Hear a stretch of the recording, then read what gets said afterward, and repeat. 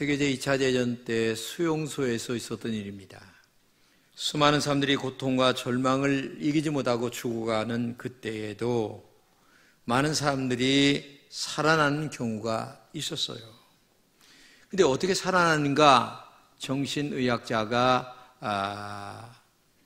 연구를 했는데 정말 그 속에서도 감사하는 마음을 갖고 사는 사람들은 많은 사람들이 살아남았다고 하는 사실입니다.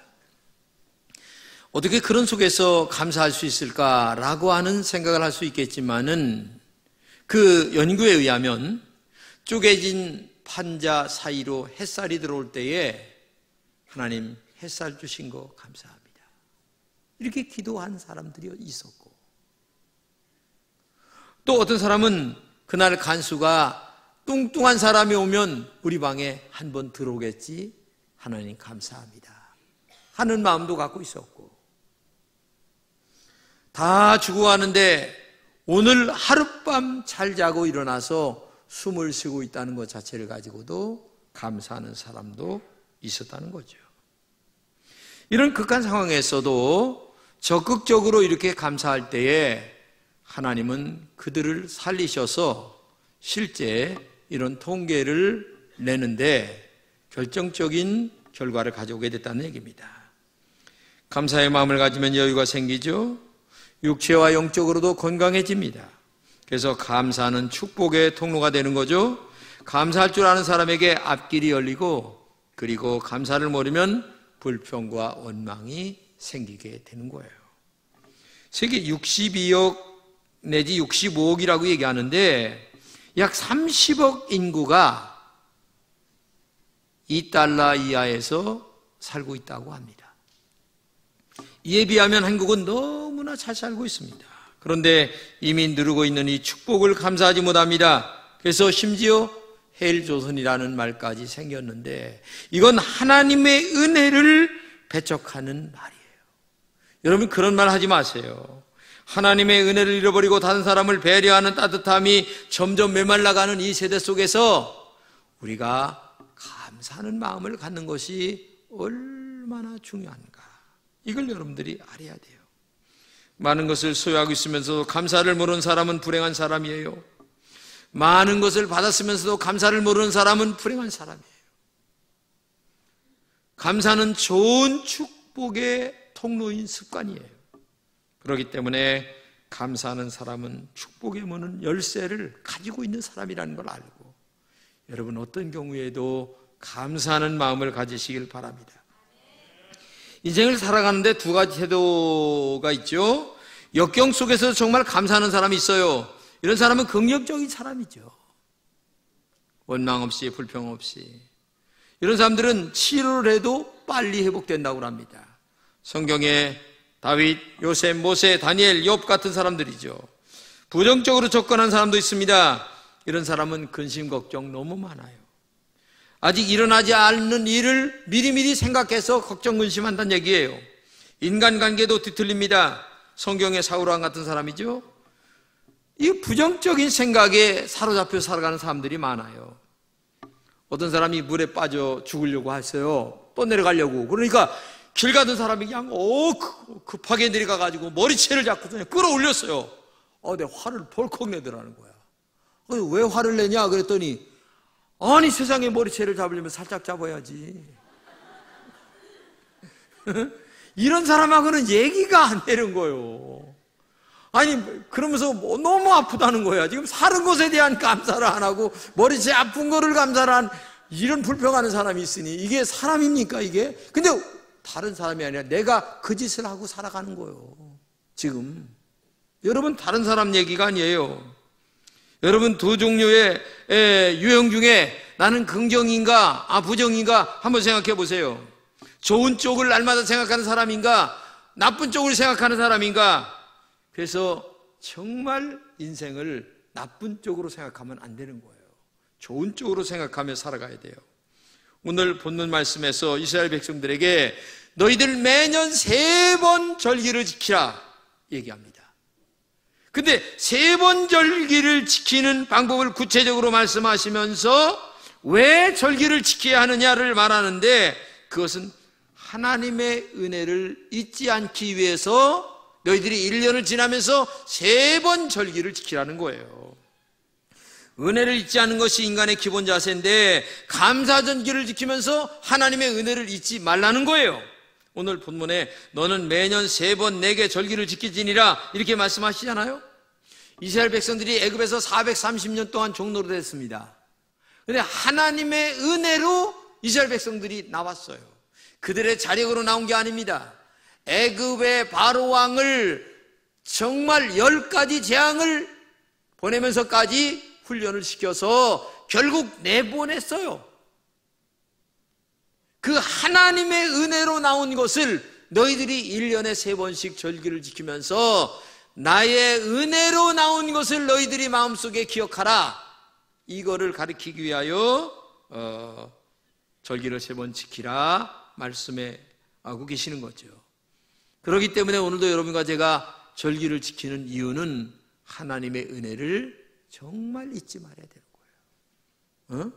하나님의 은혜만이 아니라 부모님의 은혜도 잊지 말아야 되죠.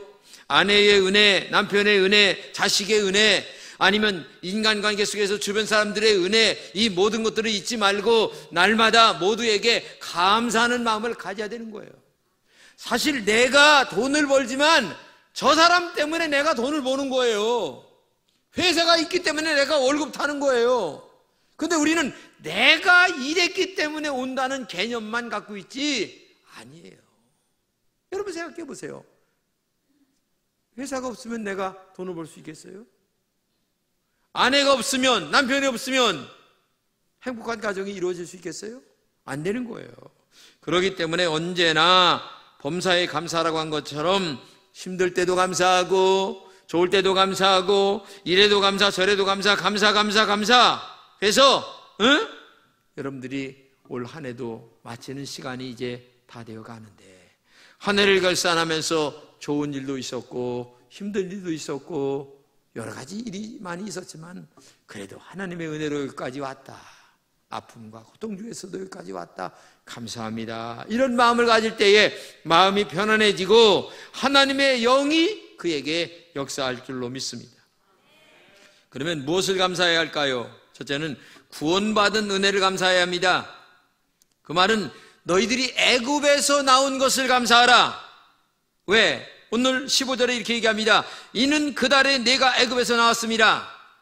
애굽에서 나온 것은 인간의 힘으로 나온 게 아닙니다. 하나님의 은혜로 나왔습니다.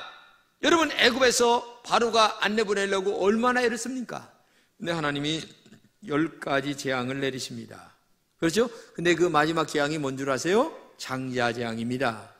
애굽에 있는 사람들에게는 장자가 다 죽어요. 근데 이스라엘 백성들에게는 안 죽어. 근데 안 죽는 이유가 뭐냐면 그 문설주에다가 양의 피를 바르라고 합니다. 근데 죽음의 사자가 넘어갈 때에 양의 피를 바른 사람들은 그 집에 죽음의 사자가 그냥 넘어가요. 이렇게 넘어간다. 6월절.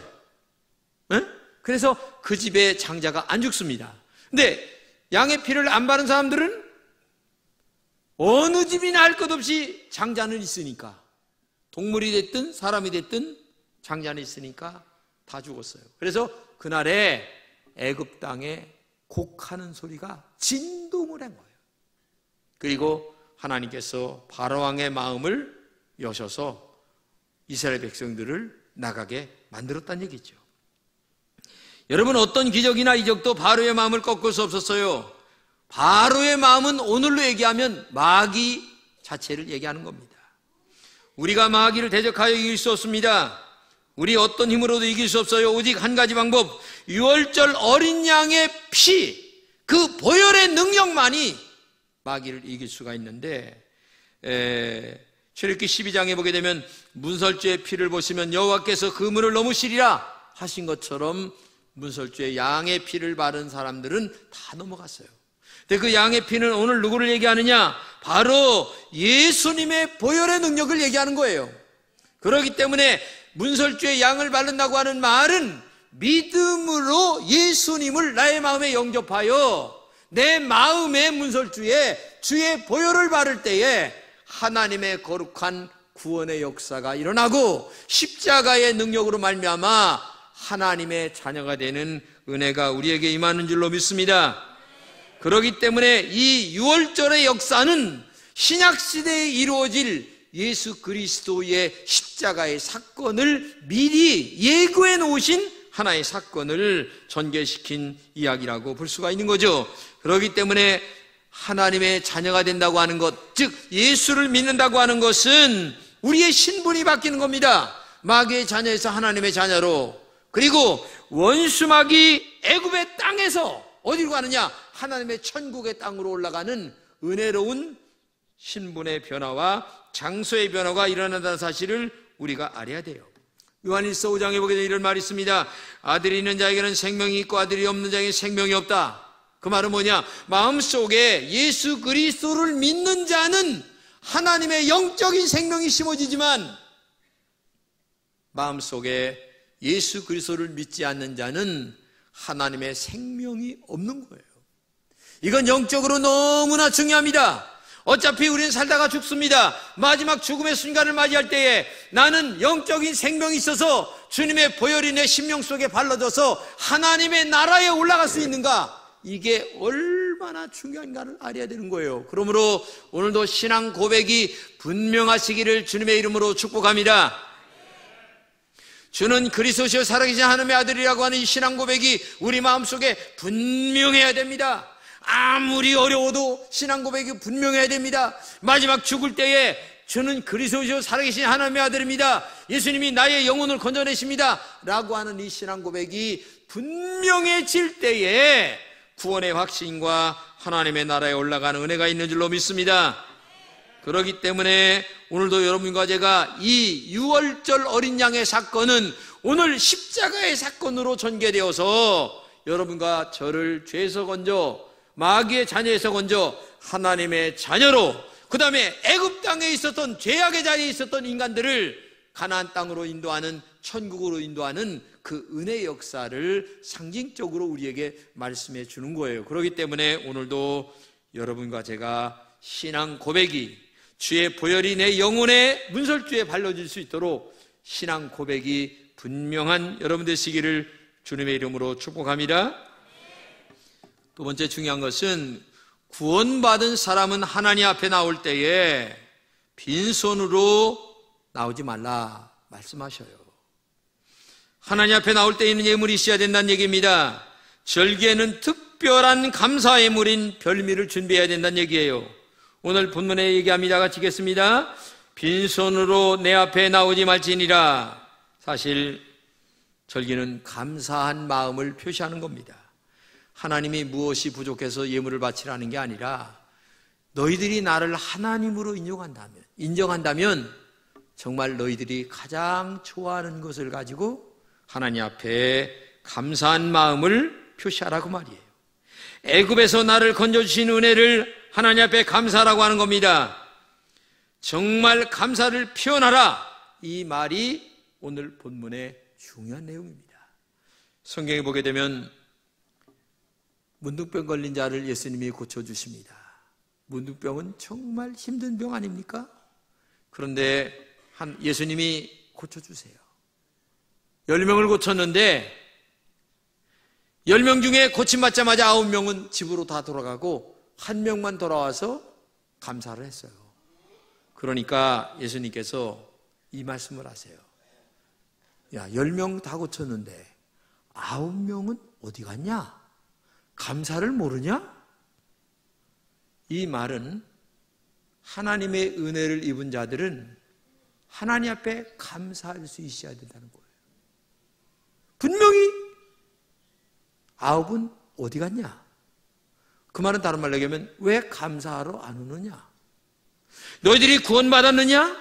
죄에서 건진받았느냐? 천국 갈 백성이 되었느냐? 그러면 하나님 앞에 감사한 마음을 갖고 살아가라. 이거를 우리에게 말씀해 주고 있는 겁니다. 여기 10명이 고침받은 이 문둥병자들은 공통점이 있는데 말씀을 믿고 제사장에게 가다가 고침받았어요. 그 말은 믿음이 있었다는 얘기입니다. 근데 문제는 믿음은 있었는데 그 믿음 위에 감사하는 마음이 없었어요. 오늘 이게 문제입니다. 믿음이 있다고 다 합니다. 그런데 감사하는 마음이 없어요. 아내에게 감사하고, 남편에게 감사하고, 부모에게 감사하고, 자식에게 감사하고, 하나님에게 감사하고, 아니면 주변에 있는 사람들에게 감사하는 마음을 갖고 살아야 되는데, 이 믿음은 있다고 하는데 감사한 마음이 없어요. 그래서 하나님 앞에 감사하는 마음을 갖고 살라고 1년에 3번씩 절기를 지키는 이유가, 감사 잃어버릴만 하면 절기 지키면서 또 감사하라고 하고, 감사 잃어버릴만 하면 또 감사하라고 하고. 그래서 1년에 우리가 맥주감사절, 추수감사절을 지키는 것이 얼마나 우리의 영적인 신앙에 좋은 일인지 몰라요. 통계에 의하면 우리나라 고혈압 환자가 500만이 넘어요. 당뇨병 환자가 400만이 넘어요. 중풍병이나 암으로 고생하는 사람이 100만 명이 넘어요. 혼자 움직일 수 없어서 지금도 요양원에 계신 분들이 200만이 넘어요. 장수 시대의 치매가 더 빠르게 온다고 합니다. 장수가 축복일 수 있지만 불행일 수도 있어요. 겨우 생명만 유지하는 것이 어떻게 축복일 수가 있겠습니까? 이런 세상에서 여러분과 제가 오늘 건강하게 하나님의 전에 올라와 예배드리는 이 자체가 얼마나 감사합니까? 너무너무 감사한 거예요. 그렇기 때문에 오늘도 여러분과 제가 하나님 앞에 정말 감사할 때에 마귀가 떠나가고, 그 다음에 하나님의 은혜가 우리에게 임하게 될 줄로 믿습니다. 만약에 감사를 잃어버리면 우리 마음을 마귀가 지배하게 되는 거예요. 마귀는 두 가지를 못합니다. 하나는 뭐냐면 감사를 못해요. 마귀가 감사하는 거 봤습니까? 성경에 감사한다 소리가 없어요. 둘째는 마귀는 회개를 못합니다. 성경에 마귀가 회개하는 것 보지 못했습니다. 유다가 회개했습니까? 안 해요. 마음에 고민은 하고 아파는 했지만 진정한 회개를 못하고 자살하고 죽었습니다. 회개했다면 자살 안 하죠. 그렇기 때문에 마귀는 오늘도 우리 마음속에 틈을 타서 계속 불평하고 원망하고 이렇게 하는데, 그게 누구냐? 대표적으로 하면 성경의 사울왕 같은 사람이에요. 사울왕에게 악신이 들어오자마자 다윗을 죽이려고 창을 던졌습니다. 사단은 분별력을 잃게 만들죠. 감정을 절제하지 못하게 만듭니다. 은혜가 떠나면 감사도 떠나는 거예요. 분노의 마음으로 가득하여 경쟁에 이글거리는 사람으로 변하게 된다는 얘기입니다. 참으로 무서운 일입니다. 이런 사람들이 상처 많이 받은 사람들에게 있는 거예요. 우리는 어떤 상처를 가지고 있는가 생각해 보시면서 하나님 앞에 감사하는 마음을 가지고 우리 마음의 상처를 다스리고 날마다 축복의 통로인 감사의 마음이 회복되는 여러분 되시기를 주님의 이름으로 축복합니다. 감사의 방법을 제시하는데 어떻게 감사할까? 오늘 본문에 보게 되면 내가 수고하여 밭에 뿌린 것에 첫 열매를 거둠이라. 이 말을 다른 말로 얘기하면 내가 수고한 것을 가지고 하나님 앞에 감사하는 겁니다. 내가 땀 흘리고 애쓰고 노력하고 그것을 가지고 감사하는 거예요.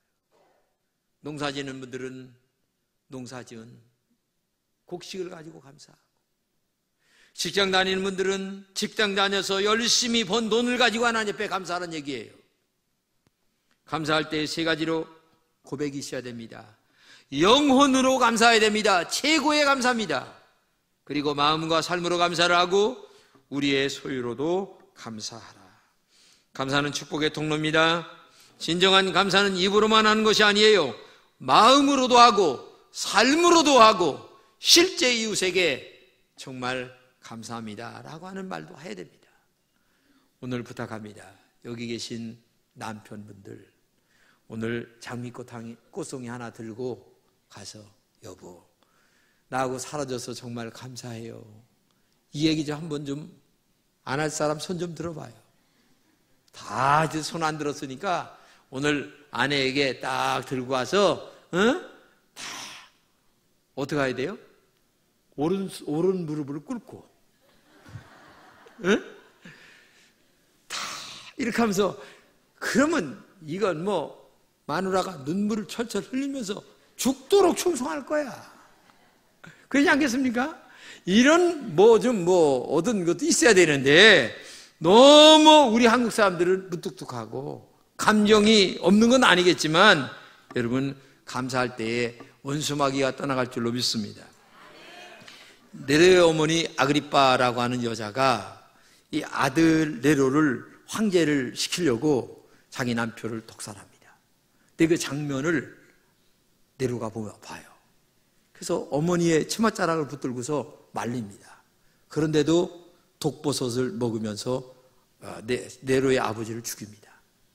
근데 나중에 네로가 황제가 됐을 때에 결국 심은 대로 거둬서 나중에 자기 어머니를 독살시킵니다. 그리고 본인도 자살해 죽어요. 여러분, 인간의 심리라는 것은 배운 대로 하는 거예요. 심은 대로 거두게 만드는 것이 하나님의 진리입니다. 그렇기 때문에 우리 마음속에 감사를 잃어버리면 마귀가 나를 지배합니다. 불평이 늘 가득합니다. 원수 마귀는 감사를 잃어버릴 때 우리의 마음에 찾아오게 돼 있어요. 그러므로 우리는 범사에 감사하는 여러분 되시기를 주님의 이름으로 축복합니다. 누가 카톡에 보낸 글입니다. 제가 읽다가 너무 은혜가 돼서 여러분들에게 소개하려고 합니다.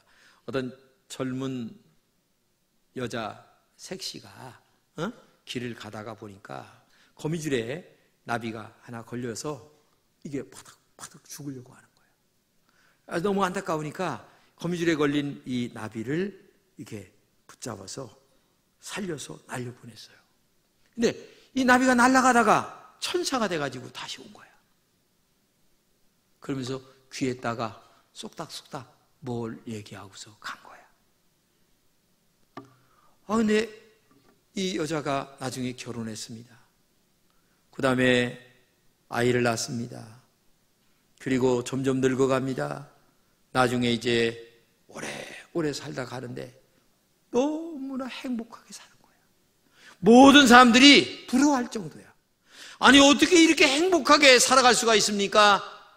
나이가 든 노인 할머니에게 물었더니 그때 나비천사 이야기를 하면서 나비천사가 날아가다가 내 귀에 와서 구해준 거 고마워요. 내가 한 가지 앞으로 행복하게 사는 비결을 말씀드릴게요. 어떤 경우가 됐든지 간에 감사라는 말을 사용하세요. 그래서 나는 평생토록 어려워도 감사하고 좋아도 감사하고 했더니 나의 인생이 이렇게 행복하게 살게 됐다고 하는 그런 이야기를 마지막으로 남기고 죽었다고 하는 얘기입니다.